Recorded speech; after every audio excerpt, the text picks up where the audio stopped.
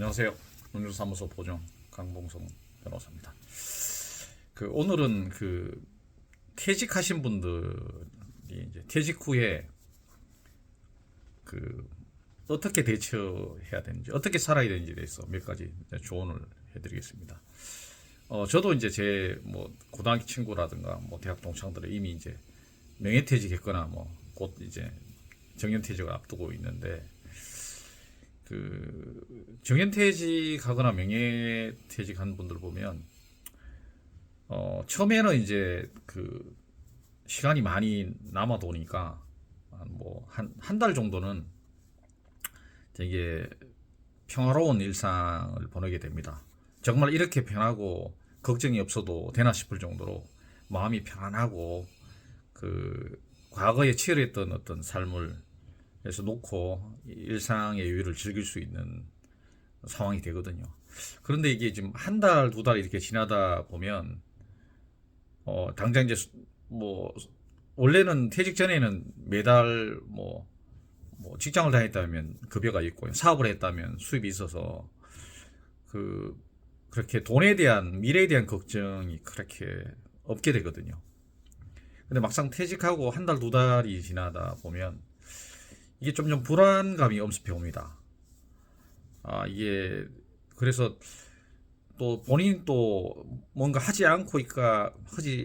아무것도 하지 않고 있다는 거에 대해서 약간 자존감도 약간 의심이 들기 시작하고요.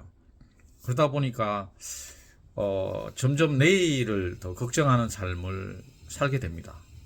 그래서 이런 미래에 대한 불안, 어떤 초조함, 이런 거를 이제 파고드는 게 이제 다단계라든가 프랜차이즈 영업이라든가 이런 친구들이 이런 불안감을 갖고 있는 퇴직자를 노리고 있거든요.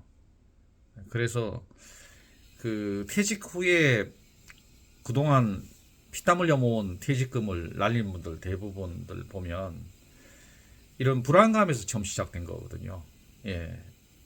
그러니까 조금 더 내가 아직 나이 젊은데 아직 돈 좀 더 벌 수 있는데 그렇다고 해서 내가 크게 사업을 벌릴 수는 없고, 그러다 보니까 어느 날 갑자기 누군가 전화가 와서 여기에 투자하면 이 땅에 투자하면 역사가 들어선다, 이 땅에 투자하면 곧 이렇게 대형 상업시설이 들어선다, 그래서 땅값이 오른다, 이 코인에 투자하면 5배 10배 이렇게 오른다, 이런 유혹에 쉽게 넘어가게 됩니다. 최근에 또 비상장 주식 가지고 사기치는 친구들도 많이 등장하고 있고요. 퇴직 후에 이 불안감을 해소하는 방법 중에 하나가 뭐냐면, 뭔가 이렇게 돈을 벌려는 쪽에 하지 마시라는 거죠, 제 얘기는. 제가 추천드리고 싶은 것은 대부분 취미생활을 한다 이렇게 많이 하거든요. 근데 취미생활도 일상을 업무를 하고 일을 하고 취미생활 하는 게 의미가 있는 거지, 눈만 뜨면 하루 종일 취미생활에 몰입할 수는 없거든요. 그래서 등산이라든가 낚시도 한두 번은 괜찮지만 매일 등산 갈 수 없고 매일 낚시 갈 수 없지 않습니까? 예. 그러다 보니까 어떤 퇴직 후에 이 우리나라 분들이 뭐를 해야 될지 모르는 분들이 생각보다 많습니다. 그래서 저는 한 가지 조언을 드리자면, 봉사활동을 좀 하라고 합니다. 추천합니다. 예, 봉사는 돈이 되는 일은 아니잖아요. 근데 하루를 보람있게 보낼 수 있는 가장 좋은 방법 중에 하나거든요. 지금도 우리 주변에서 어떤 도움의 손길을 기다리는 곳이 너무나 많거든요. 그래서 네이버나 이런 데 검색하셔가지고 자기가 거주하는 지역의 봉사단체에 참여해서 봉사활동을 일주일에 두세 군데를 정해놓고 요일마다 어느 봉사단체 간다 그러면 일단 일상이 지루하진 않습니다. 그리고 봉사단체에 가면 또 새로운 사람들하고 만나게 되니까 그 사람들과 교류하면서 새로운 어떤 경험도 하게 되고요. 이렇게 봉사활동을 하면서 서서히 이제 본인의 노후, 미래를 설계하는 것도 늦지 않습니다. 너무 급하게 하다 보면 사기라든가 투자를 손실을 보게 되거든요. 프랜차이즈 투자에서 의외로 손해 보는 분들이 의외로 많습니다. 프랜차이즈 투자는 편하지만 초기 비용이 많이 듭니다. 그래서 수익성이 나지 않으면 심지어 임대보증금도 건지지 못하는 그런 상황이 오게 되거든요.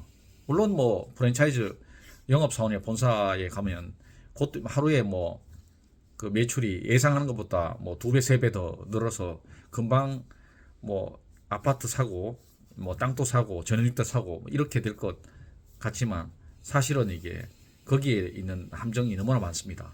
그러다 보니까 그 식당을 하고자 하는 분들한테는 제가 이런 걸 추천드리고 싶습니다. 일단 식당을 하고자 하는 분들은 일단 요리에 솜씨가 있는 분은 말고요. 요리에 솜씨가 없다면 일단은 어떤 뭐 중식이다 일식이다 한식이다 해서 요리 학원에 좀 다녀서 본인이 좀 요리에 대한 솜씨를 익히는 게 중요합니다. 왜냐하면 주방장을 쓸 수는 있는데 주방장을 쓴다 해서 언제 그만둘지 모르잖아요, 주방장이. 그때 본인이 메뉴를 만들 수 있어야 되거든요.